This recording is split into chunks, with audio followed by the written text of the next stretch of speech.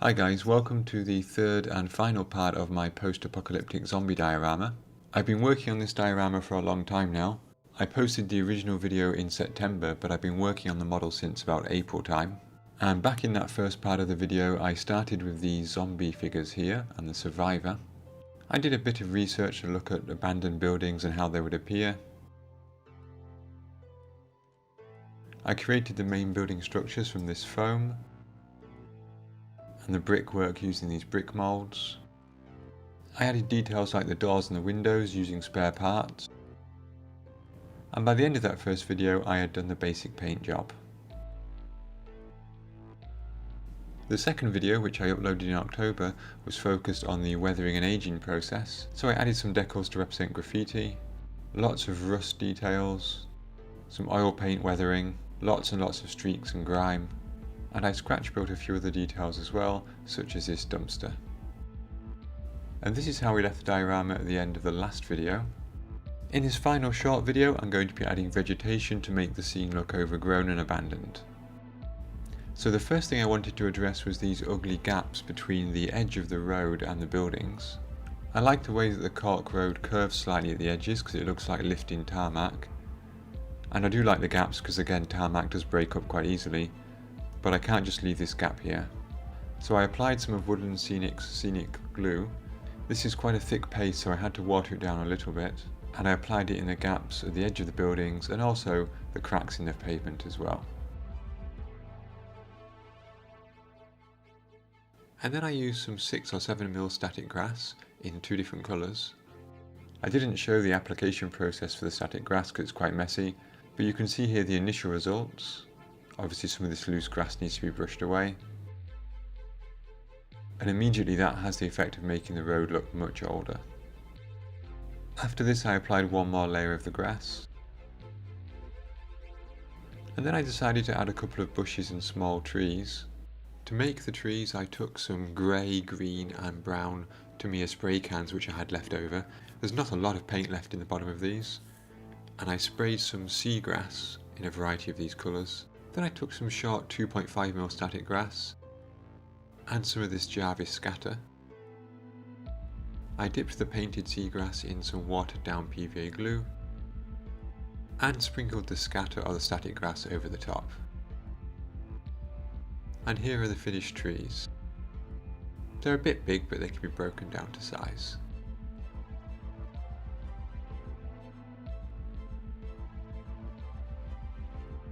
I didn't add too many of these because I don't want a forest, but 1 or 2 here and there suggest that the building and the road have been abandoned for some time.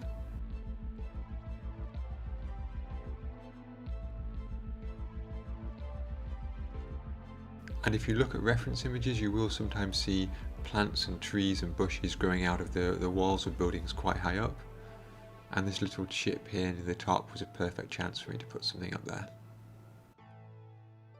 Now if you remember, the narrative that I'm going for is that our survivor figure, the woman who's going to be in the alleyway, has set up a sort of camp on top of the tall building on the left hand side.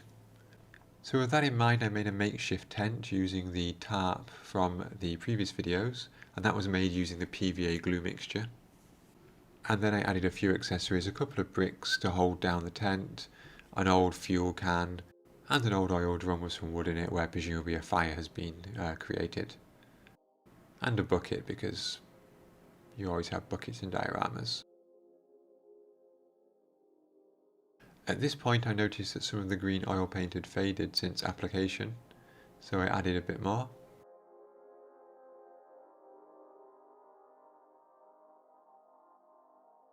I mixed some pigments with some white spirit and then added those to the tyres which will go in the alleyway. And once that was dry, I wiped off the pigments from the surface, leaving it only in the recesses. And I used some of those same pigments at the edge of the road to try to blend the grass into the road a little bit.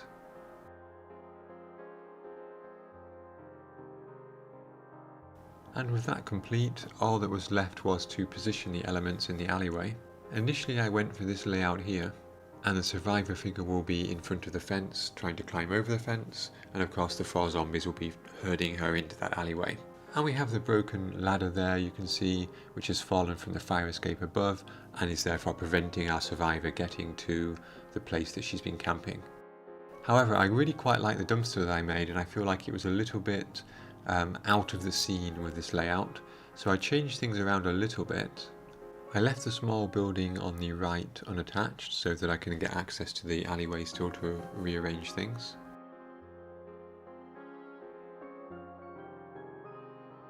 And this is the layout which I finally decided upon. And one thing I like about this is that the dumpster makes that alleyway much narrower, and that kind of increases the feeling of our figure being trapped down there with no escape. And with the final layout decided upon, I dusted the elements which would go in the alleyway with some pigments to make them blend in. And then I attached them one by one using superglue.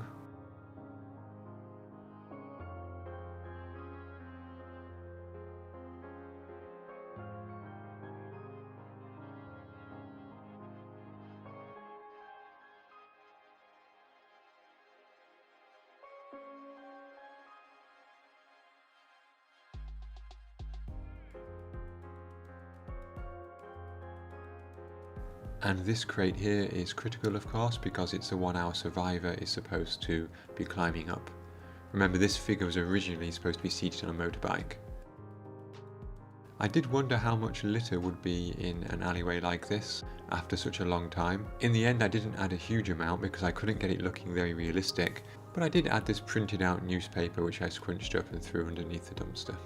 And there we go, guys. With that done, the only thing to do was place the figures. I haven't shown the painting of the figures because I do feel like I've got a long way to go in that regard.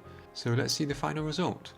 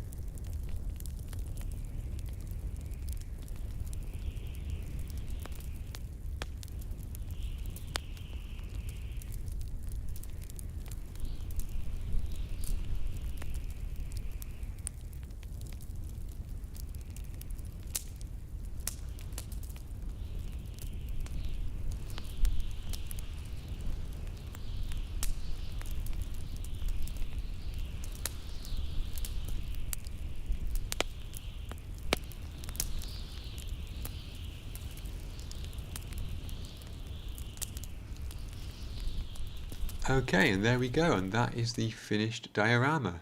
This has been a long project for me. I first started this back in March in the first lockdown. Obviously I've been working on it on and off.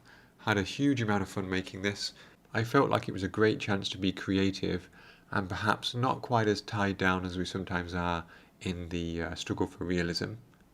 I enjoyed every part of it, from building the buildings from the foam and the plaster brickwork, all the way up to the oil paint weathering, the adding the vegetation, which I've done in this video. I really feel like this came together well, and I'm very happy with the end result. I think this kind of post-apocalyptic scenario is something I'm going to go for in the future. In fact, if you remember, a long time ago now, I uploaded this Soviet Object 279, which was a real prototype Soviet tank that's supposed to be capable of surviving a nuclear war, and I'm thinking of going with some similar kind of post-apocalyptic theme with that. I think in that case I'm going to go probably a little bit more into the future and have things a little bit more overgrown. I really enjoyed making the vegetation on this video here today, and I think that I'd like to do a bit more of that in the future.